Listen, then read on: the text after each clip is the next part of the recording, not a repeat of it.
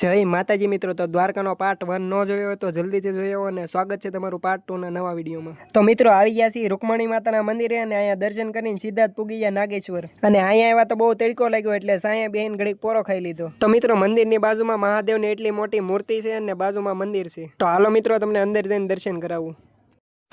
દર્શન કરીને બહાર આવ્યા હતા ઘોડાભાઈ તો સેવાના કાર્યમાં લાગી ગયા।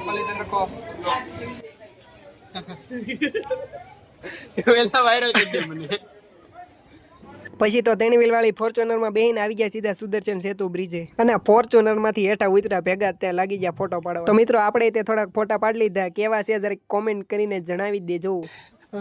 તો મિત્રો પાછી ઈની ફોર્ચ્યુનર માં બેહીને આવી ગયા સીધા બેટ દ્વારકા અને અહીંયા આવીને તમારા ભાઈના હાથમાં આવી ગયો છે શંખ, પછી થોડું મૂકવાનું હોય।